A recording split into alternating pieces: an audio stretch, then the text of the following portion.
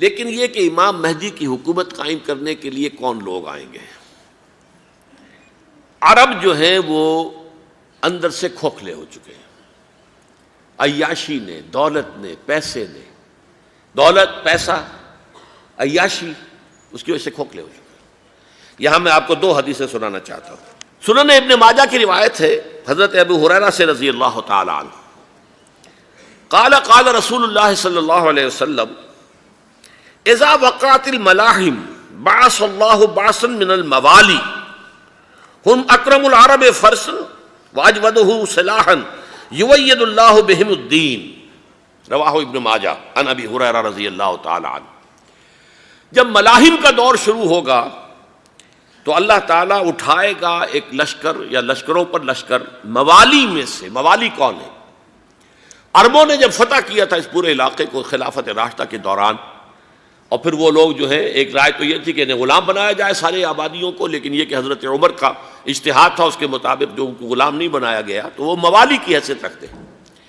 عربوں میں دم نہیں ہے، موالی میں سے لشکر اٹھیں گے کہ جو در حقیقت حضرت مہدی کی حکومت کو قائم کریں گے۔ دوسری حدیث سنیے، عن عبداللہ ابن الحارث رضی اللہ تعالی عنہ، اور یہ ابن ماجہ کی روایت ہے، قال قال رسول اللہ صلی اللہ علیہ وسلم یخرج الناس من المشرق فیوطئون للمہدی یعنی سلطانہ، لشکر نکلیں گے، لوگ آئیں گے مشرق سے، اور وہ حضرت مہدی کی حکومت کو جمائیں گے اور قائم کریں گے۔ اب ذرا نوٹ کیجئے کہ جزیرہ نما عرب کے مشرق میں کون سے ملک ہیں؟ تین: ایران، افغانستان، پاکستان۔ یہ تین سالڈ مسلم ممالک، مسلم آبادی اکثریت۔ ویسے تو یہ کہ آگے ہندوستان میں 20 کروڑ مسلمان ہیں، لیکن وہ 20 کروڑ جو ہے وہ تو 80 کروڑ کے اندر تحلیل ہو جاتے ہیں غیر مسلموں میں، لیکن یہاں جو معاملہ ہے یہ غالب اکثریت کے۔ ان میں سے ایران کا معاملہ جہاں تک ہے، نمبر 1 یہ کہ وہ شیعہ عقائد کے حصار میں بند ہے، اس سے ادھر ادھر ہونا اس کے لیے ممکن نہیں۔ حدیث میں یہ بھی آتا کہ اصفہان سے 70,000 یہودی دجال کا ساتھ دیں گے۔ لیکن بہرحال خراسان ایک صوبہ ہے افغانستان کا اس وقت بھی، شمال مشرقی کونے میں، مجھے امید ہے وہاں سے خیر کی، کیونکہ خراسان کا لفظ وہاں پہ شامل ہے، اور حضور کی حدیث میں بعد میں آپ کو سناؤں گا کہ خراسان سے فوجیں چلیں گی جو یروشلم کو دوبارہ حاصل کریں گی، فتح کریں گی۔ جیسے پہلے یروشلم کھویا عربوں نے تھا، دوبارہ حاصل کیا تھا کرد نے، کرد خون صلاح الدین ایوبی رحمۃ اللہ علیہ، ایسے اب پھر عربوں نے کھویا ہے، لیکن لینے والے خراسان سے لشکر آئیں گے۔ یخرج من خراسان رایات سود لا یردھا شیء حتی تنصب بإیلیا، خراسان کے علاقے سے کالے علم لے کر لشکر چلیں گے جن کے رخ کو کوئی موڑ نہیں سکے گا جب تک کہ وہ جا کر یروشلم میں نصب نہ ہو جائے۔ اس کے بعد نام آتا ہے پاکستان کا۔ یہ ہے میری اور آپ کی داستان، اور یہ ہے سبب جس کی وجہ سے کہ میں آپ سے یہ گفتگو کر رہا ہوں۔ اصل میں تو کس لیے؟ محض ایک علمی استفادہ، محض اپنی بات آراء کو ظاہر کرنے کا شوق نہیں، بلکہ یہ کہ اپنی ذمہ داری ہم پہچانیں کہ ہم کس مقام پر کھڑے ہیں۔ دیکھیے، اس پاکستان کے بارے میں یا ہندوستان کے بارے میں علامہ اقبال نے کہا تھا اپنے ترانہ ملی میں، میر عرب کو آئی ٹھنڈی ہوا جہاں سے، میرا وطن وہی ہے، میرا وطن وہی ہے۔ اور مجھے بتایا گیا کہ سنن ابی داؤد میں یہ روایت موجود ہے کہ حضور نے فرمایا کہ ہندوستان کی طرف سے مجھے ٹھنڈی ہوا آتی، اگرچہ مجھے وہ حدیث ابھی نہیں ملی ہے، لیکن حزب التحریر کا ایک کارڈ مجھے ملا تھا، تو اس میں اس حدیث کا اور اس میں ابو داؤد کا روایت کا حوالہ موجود تھا۔ لیکن میں جو چیز آپ کو بتا چکا ہوں وہ یہ کہ الف ثانی کا پورا تجدیدی کارنامہ اس ہندوستان کی سرزمین میں ہوا۔ مجدد الف ثانی شیخ احمد سرندی، شاہ ولی اللہ دہلوی، سید احمد بریلوی، وہ تو ہمارے پاکستان میں آ کر جو ہے ان کا خون جذب ہوا ارض پاکستان میں۔ پھر شیخ الہند مولانا محمود حسن۔ تحریک خلافت چلی تو صرف ہندوستان میں چلی اور کہیں نہیں چلی۔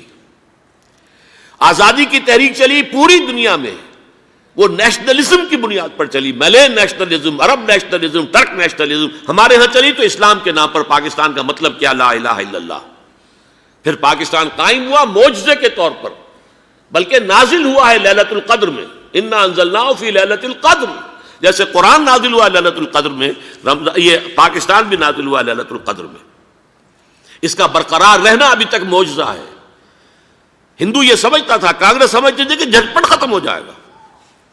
پھر یہ کہ اس کا قرارداد مقاصد کا پاس ہو جانا، مزید بھی اور اضافی دفعات دستور میں آ جانا، اب کمرشل انٹرسٹ کو ربا قرار دے کر حرام قرار دینا، یہ سارے لینڈ مارکس ہیں کہ جو اشارہ کر رہے ہیں کسی چیز کی طرف، معاملہ کدھر جا رہا ہے۔ پھر یہ کہ یہ جو 14ویں صدی کے مجدد تھے شیخ الہند، اس کے بعد سے کچھ ایسی شخصیتیں عظیم پیدا ہوئی ہیں ہند میں، جن کو میں سمجھتا ہوں کہ 14ویں صدی کے مجدد اور 15ویں صدی کے مجدد کے درمیان یہ 15ویں صدی کے مجدد کی راہ کو سیدھا کرنے والے، جیسے کہ حضرت یحییٰ نے کہا تھا میں تو آنے والے کا راستہ سیدھا کر رہا ہوں حضرت عیسیٰ کے لیے، ایسے ہی 15ویں صدی کے لیے امام مہدی کے لیے راستہ صاف کرنے والے سب سے پہلے علامہ اقبال، جنہوں نے اسلام کا تصور دین کی حیثیت سے دوبارہ زندہ کیا ہے، ورنہ اسلام ایک مذہب کی شکل اختیار کر چکا تھا۔ پھر مولانا مودودی، مولانا ابوالکلام آزاد حکومت الہیہ کے نعرے کے ساتھ میدان میں آئے۔ یہ اقبال نے جو تصور پیش کیا تھا اس پر عملی جد و جہد کے لیے حزب اللہ قائم ہوئی۔ نوٹ کر لیجئے 11 برس کا فرق ہے عمر کا علامہ اقبال کے اور ابوالکلام کے، اور 1913 میں جب حزب اللہ قائم کی ہے اس وقت علامہ اقبال کی ملی شاعری اپنے عروج کو پہنچ چکی تھی۔ پھر یہ کہ علامہ اقبال کے بعد تعمیل جو ہے اس کام کی وہ ابوالکلام نے کی، لیکن روایتی علماء کی شدید مخالفت کی وجہ سے وہ بددل ہو کر چھوڑ گئے، کانگریس میں شامل ہو گئے، بساط جو ہے حزب اللہ کی انہوں نے لپیٹ دی۔ پھر مولانا مودودی آئے، انہوں نے وہ ڈور جو ہے اس کا سرا تھاما، جماعت اسلامی قائم کی حکومت الہیہ ہی کے قیام کے لیے۔ اگرچہ میرے نزدیک یہ کہ وہ انتخابی اور ایک قومی سیاست کی ایک جماعت بن کر پاکستان میں جو ہے دلدل میں پھنس گئی ہے، اب ہم اس کی کوشش کر رہے ہیں، تنظیم اسلامی اور یہ تحریک خلافت جس کے تحت یہ جلسہ ہو رہا ہے، یہ ساری چیزیں وہ ہیں کہ آپ کو سوائے پاکستان کے اور کہیں نہیں ملیں گی پوری دنیا میں۔ معلوم ہوتا ہے کہ پاکستان کو بہت بڑا رول پلے کرنا ہے اس میں، اور اس کے ساتھ اب جمع کر لیجئے افغانستان کی عمارت افغانستان، اسلامی عمارت افغانستان قائم ہو چکی ہے۔ یہ پچھلے 20 سالوں میں جو کچھ وہاں ہوتا رہا ہے اس سے پہلے تصور نہیں ہو سکتا تھا۔ علامہ اقبال کے فرزند بھی دیکھ کر آئے ہیں، تو اگرچہ وہ خود میں سمجھتا ہوں کہ خاصے انہیں آپ لبرل کہیں، آزاد خیال کہیں، لیکن اس درجے متاثر ہو کر آئے تھے کہ انہوں نے یہ کہا افغانستان میں جو میں نے حالات دیکھے ہیں کہ اگر 2-4 اور مسلمان ملکوں کے اندر یہ نظام قائم ہو جائے تو پوری دنیا مسلمان ہو جائے گی۔ یہ سب کچھ کیسے ہو رہا ہے؟ یہ آنے والے دور کی جھلکیاں ہیں۔ Coming events are casting their shadows before. یہ سب بتا رہے ہیں کہ پاکستان افغانستان کو مل کر اس میں کوئی عظیم رول پلے کرنا ہے۔ اور اس کے ضمن میں اب میں علامہ اقبال کے بارے میں آخری بات کہہ رہا ہوں۔ علامہ اقبال کے بارے میں عام یہ خیال ہے، انہوں نے اپنے خطبات میں مہدی کا اور نزول مسیح کا، حالانکہ میں کل پڑھ رہا تھا مولانا سید احمد اکبر آبادی رحمۃ اللہ علیہ کا ایک مقالہ ان کا کہ علامہ اقبال نے ابن خلدون کے بارے میں یہ کہا ہے کہ مہدی کا اور نزول عیسیٰ کا دونوں کا انہوں نے انکار کیا ہے، حالانکہ ابن خلدون نے نزول عیسیٰ کا انکار نہیں کیا، صرف مہدی کا انکار کیا ہے۔ بہرحال علامہ اقبال نے خطبات میں انکار کیا ہے، لیکن یہ کہ اپنی شاعری کے اندر میں چیلنج کرتا ہوں کسی بڑے سے بڑے اقبال شناس کو، ان کا یہ شعر ذرا سنیے: خضر وقت از خلوت دشت حجاز آید بروں، کارواں زی وادی دور و دراز آید بروں۔ خضر وقت، امام وقت، رہنمائے وقت، قائد وقت، خلوت دشت حجاز، حجاز کی صحرا کی کسی خلوت گزینی سے نکل کر باہر آئیں گے۔ میں حیران ہوتا ہوں علامہ کے اس فکر پر اور اس مصرے پر۔ یہاں انہوں نے شیعہ اور سنی دونوں کے کانسیپٹ جمع کر دیے۔ شیعہ کا کانسیپٹ یہ چھپے ہوئے کسی غار میں وہاں سے برآمد ہوں گے، اور ہمارا کانسیپٹ میں ام سلمہ رضی اللہ تعالیٰ عنہ کی حدیث سنا چکا، چھپے ہوئے ہوں گے وہ وہاں پر، مدینے سے نکل کر آ کر مکے میں چھپ جائیں گے۔ اس خانہ جنگی کی حالت میں لوگ ان کی طرف دیکھ رہے ہوں گے، سوچتے ہوں گے انہیں میدان میں آنا چاہیے، کوئی پارٹ پلے کرنا چاہیے، امت کی رہنمائی کرنی چاہیے، لیکن وہ چھپیں گے، وہ کارہ ہوں گے، وہ اس ذمہ داری کو قبول نہیں کرنا چاہیں گے، جا کے چھپ جائیں گے مکے میں، وہاں سے مکے والے انہیں نکالیں گے، اور وہ کارہ ہوں گے، انہیں بالکل یہ پسند نہیں ہوگا کہ یہ ذمہ داری اٹھائیں۔ تو خضر وقت از خلوت دشت حجاز آیت بروں، کارواں زی وادی دور و دراز آیت بروں۔ کارواں جو چلے گا ان کی مدد کے لیے اس وادی دور و دراز، اس زی عظیم وادی دور و دراز، یہ وادی سندھ ہے۔ وادی سندھ جو ہے ہم سمجھتے ہیں کہ صرف یہ پاکستان اور پنجاب جو ہے یہ اس میں شامل ہے، سندھ اور پنجاب نہیں، افغانستان کا پورا مشرقی علاقہ اس میں شامل ہے۔ جیسے دریائے جہلم سندھ میں جا رہا ہے، جیسے دریائے گلگت سندھ میں آ کر ملتا ہے، جیسے دریائے چناب اور راوی اور جہلم اور یہ سب جا رہے ہیں اور آ رہے ہیں، اسی طرح دریائے کابل کہاں سے آ رہا ہے، دریائے گومل کہاں سے آ رہا ہے، ٹوچی کہاں سے آ رہا ہے، یہ سارا جو ہے ڈرین جو ہو رہا ہے ایسٹرن جو ہے پارٹ آف افغانستان، یہ سب وادی ہے۔ اس وادی کے یہ دو حصے ہیں، ایک حصہ جو ہے یہ ادھر پاکستان میں ہے اور اسی وادی کا دوسرا حصہ جو ہے وہ افغانستان میں ہے۔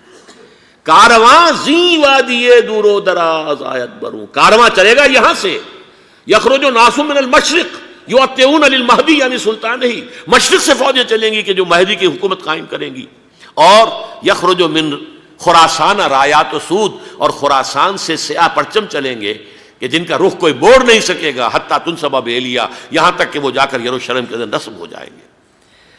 حضرات، میں ایک میری گفتگو کا حصہ باقی تھا لیکن میں اسے چھوڑ رہا ہوں، اس لیے کہ گلوبلائزیشن جو اس کی ہوگی، جو خلافت علی منہاج النبوہ کی تجرید کامل حضرت مہدی کے ہاتھوں عرب میں ہوگی، اس سے پہلے اس کے لیے محنت، کوشش، جد و جہد پاکستان اور افغانستان میں ہو چکی ہوگی جو اسے سپورٹ کرے گی اور وہاں جا کر حکومت قائم کرے گی۔ اس کے بعد گلوبلائزیشن کا جو مرحلہ اس کا ہے وہ حضرت مہدی کے ہاتھوں نہیں ہے، وہ حضرت عیسیٰ ابن مریم ان کے نزول کے بعد ہے، جن کے نزول کے بعد دجال کا خاتمہ ہوگا اور یہودیوں کا استحصال ہوگا، مسلمانوں پر بھی بڑی تکالیف عربوں پر آئیں گی، شدائد آئیں گے، لیکن یہ وہ میں حصہ ملتوی رکھتا ہوں کسی دوسری محفل اور کسی دوسری مجلس اور نشست پر۔